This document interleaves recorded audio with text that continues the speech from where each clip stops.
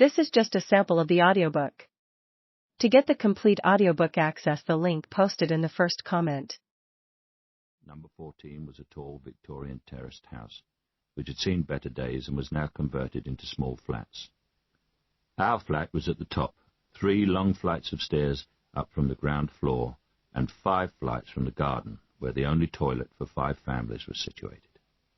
The location of this toilet was to take on major significance, as my weak legs meant that 5 flights of stairs were a tremendous obstacle for me.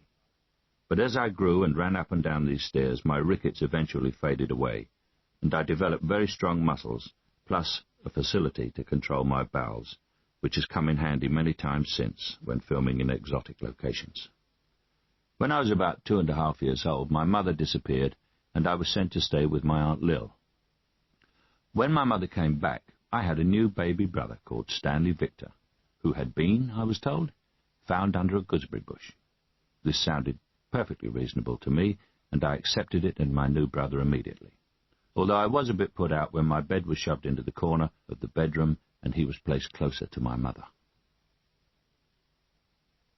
At the age of about 4, I began school at the John Ruskin Infant School in John Ruskin Street.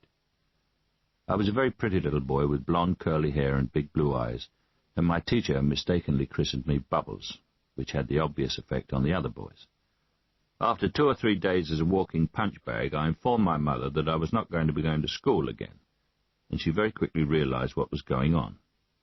One morning she paid an uninvited visit to the school during our play break and asked me to point out the boys who had hit me. This I did, and much to my surprise, she beat the shit out of all of them.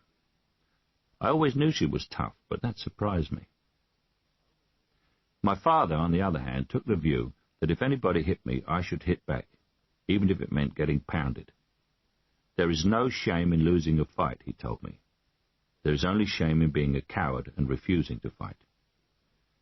When I told him that I did not know how to fight, he said with a twinkle in his eye, "I know, and I'm going to teach you how." With that, he got down on his knees in front of me, put his fists up and said, "Hit me." And after a bit of persuasion, I did. Pretty soon I had no more trouble at school and was renamed by common consent Snake Eyes, which was a source of great pride to me. I once asked my father what I should do if someone picked on me who I couldn't beat in a fight. "Easy," he said. "You bide your time, wait until he's not expecting anything, and then you get a bottle and smash him over the fucking head with it." It's very important, he went on, that you never let anybody get away with an attack on you, or you will become a target instead of a man. And although I hate violence of any kind, I have never forgotten this.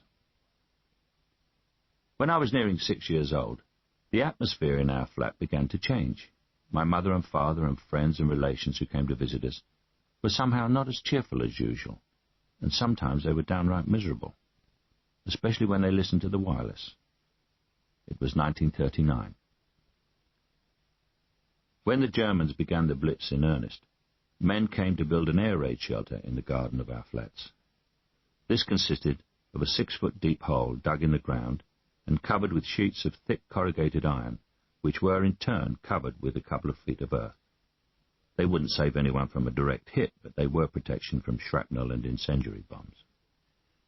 Despite the bombing, we went to a school for children who had not been sent away from London. A strange phenomenon developed when Hitler started the daylight raids.